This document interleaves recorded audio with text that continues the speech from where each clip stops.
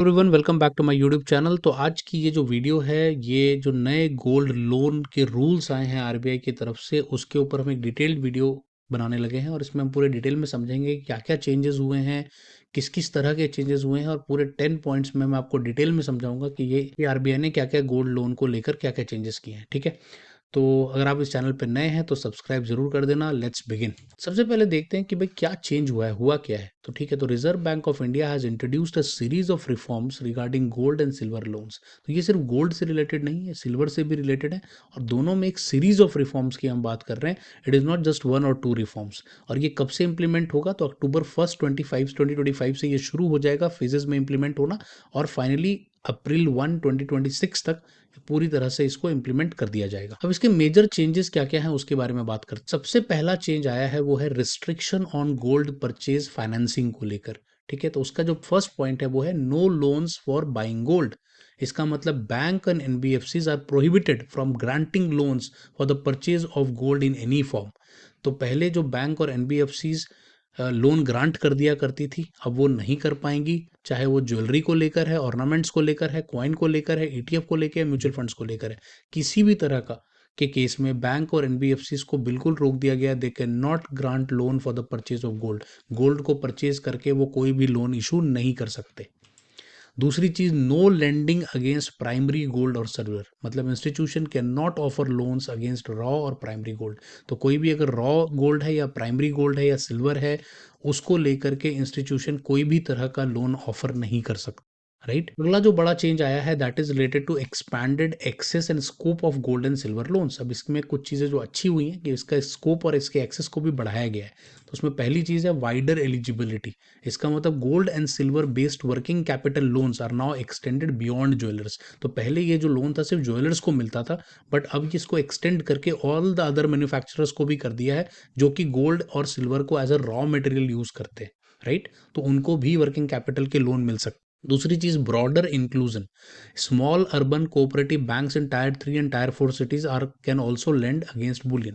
तो जो small urban cooperative banks हैं टायर 3 और टायर 4 सिटीज में, वो भी कहीं ना कहीं अब लेंड कर पाएंगे। और जो बुलियन यहाँ पर वर्ड है उससे ज्यादा परेशान नहीं होना है। बुलियन का मतलब होता है बेसिकली किसी भी प्रीशियस मेटल के जो बल्क को हम बुलियन बोलते हैं। ठीक है, तो कंफ्यूज नहीं होना है। तीसरी चीज जो इसमें बहुत इंपॉर्टेंट बात की गई है वो की गई है कि extended gold metal loan GML tenure. अब क्या हुआ है, रीपेमेंट पीरियड में now extend up to 270 days including for outsource jewellery market. तो यहाँ पे जो रीपेमेंट का पीरियड है उसको भी एक्सटेंड किया जा सकता है अप टू 270 डेज तक। ठीक है, तीसरा जो बड़ा चेंज इसमें आया है that is related to draft gold metal loan GML schemes को। तो आरबीआई ने एक ड्राफ्ट रिलीज कर दिया है for public consultation to increase the transparency for jewellers and facilitate easier access to such loans closely link to GML जो gold monetization scheme है। ठीक है, तो अगर गोल्ड मोनेटाइजेशन स्कीम के बारे में आपको नहीं आइडिया है तो प्लीज़ कमेंट कर देना आप गोल्ड, और मैं उसके ऊपर एक छोटा सा वीडियो आपके लिए बनाकर ले आऊँगा। तो बेसिकली आरबीआई ने ऑलरेडी ड्राफ्ट बना के पब्लिक कंसल्टेशन के लिए डाल दिया है।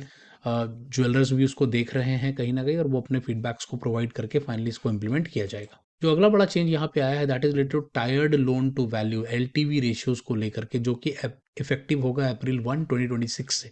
उसमें क्या चेंज किया गया कि अप टू 2.5 लाख, तो maximum 85% of the gold value can B lent. तो अगर 2.5 लाख तक है तो इसका मतलब 85% ऑफ द गोल्ड वैल्यू को आप लेंड कर सकते हो, उसके अगेंस्ट लेंडिंग की जा सकती है। अगर 2.5 लाख से 5 लाख है तो मैक्सिमम 80% तक वैल्यू तक आप उसको लेंड कर पाओगे, और अगर 5 लाख से ऊपर है तो मैक्सिमम 75% ही उसकी वैल्यू का लेंड ले पाओगे। Borrowers receive different amount based on the loan slab and corresponding to LTV ratio.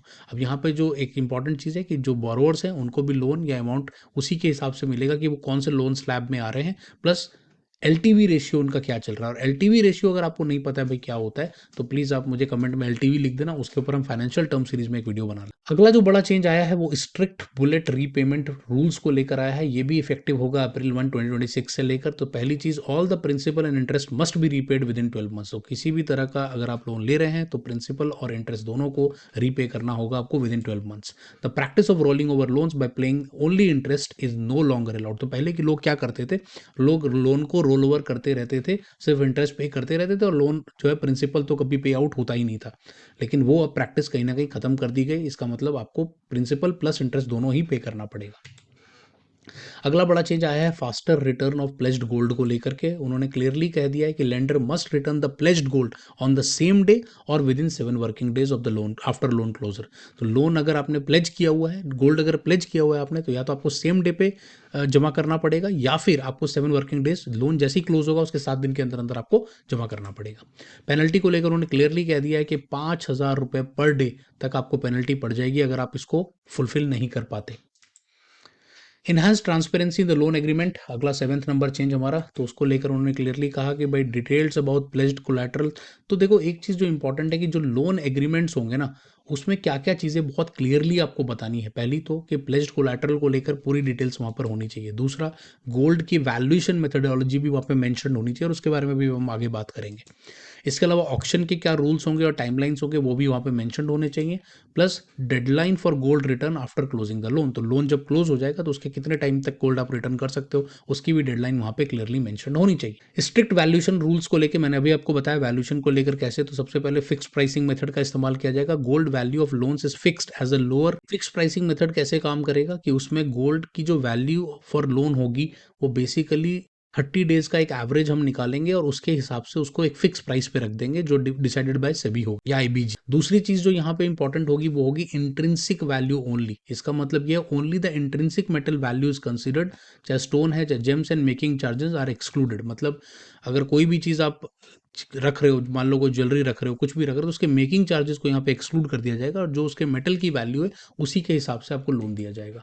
और तीसरा होगा फेयर प्राइसिंग, कि जो मेक श्योर करें कि भाई कंप्लीटली ट्रांसपेरेंट हो प्रोसेस और प्राइसिंग उसकी बिल्कुल सही हो, फेयर हो, इंश्योर करने के लिए। Transparent auction process on default होना चाहिए। तो अगर किसी भी तरह का, पहली बात तो अगर कोई भी डिफॉल्ट होता है तो उसमें आप ऑक्शन कर सकते हैं, बट ऑक्शन में क्या क्या चीज़ें इंपॉर्टेंट है, तो पहला कि आपको एडवांस में नोटिस देना पड़ेगा बोरोवर को कि भाई गोल्ड का ऑक्शन होने वाला है। दूसरी चीज, reserve auction price set at 90% of the market value can be reduce to 85% after 2 failed auctions. तो अगर मान लो आप पहली बार ऑक्शन करते हो नहीं बिकता है, अगर दूसरी बार ऑक्शन करते हो तब भी नहीं बिकता, तो 2 बार फेल्ड हो गया, तो उसके बाद आप 90% से उस वैल्यू को कम करके 85% पे कर सकते हो और फिर आप उसको ऑक्शन कर सकते हो।